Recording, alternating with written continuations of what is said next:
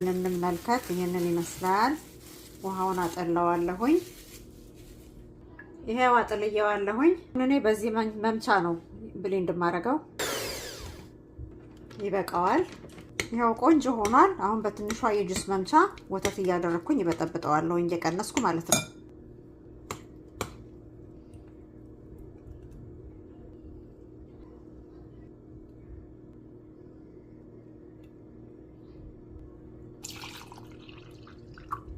ወተት ጨምሬያለሁ። እያየን በጣም እንዳይወፍር በጣም እንዳይቀጥን። ከዛ ማር ጨምራለሁ።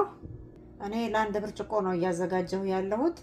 ማሩንም ለአንድ ብርጭቆ ነው፣ ወተቱን ለአንድ ብርጭቆ ነው ያደረኩት። ስኳር መጠቀም እንችላለን፣ የተለያየ ማጣፈጫ መጠቀም እንችላለን፣ ቴምር መጠቀም እንችላለን። እኔ ማር ጨምሬያለሁኝ። አሁን ይሄንን እንደገና በጁስ መፍጫ መተዋለሁኝ። ወተት ጣል አድርጌ ትንሽ ወፍሯል። አሁን ይበቃዋል። አረፋ እስከሚወጣ ድረስ ነው የመታሁት። በጣም ቆንጆ ነው የሆነው። በጣምም ሲቀጥን ጥሩ አይደለም፣ በጣምም ሲወፍር ጥሩ አይደለም። ግን ወፈር ሲል ደስ ይላል። እንደዚህ ወፈር ሲል ይሻላል። አሁን ቀርተን መጠጣት ነው።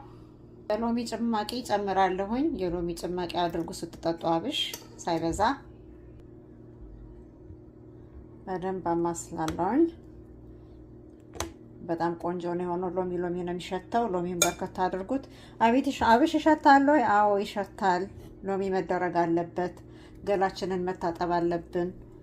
ጥርሳችንን መፋቅ አለብን። ካለበለዛ መሽተቱ አይቀርም። ሎሚ ካነሰ ወይም ደግሞ ማር ካነሰ እንጨምራለን። እስቲ ልቅመሰው። በጣም አሪፍ ነው።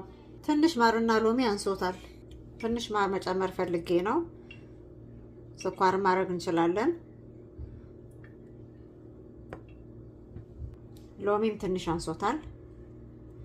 በቃ እንደዚህ አድርገን መጠጣት። ይሄ የሚጠጣው አብሽ የበቀለው አብሽ ነው። ያኛው አብሽ በጣም ነው የሚመራው። የተቆላው አብሽ አይደለም ይሄ። በነገራችን ላይ ታጥቦ ተለቅሞ በቅሎ የተዘጋጀው አብሽ ነው። እንደዚህ አዘጋጅታችሁ ተጠቀሙ። ስለተከታተላችሁኝ አመሰግናለሁ። ላይክ እና ሰብስክራይብ አድርጉ። ደህና ሁኑ።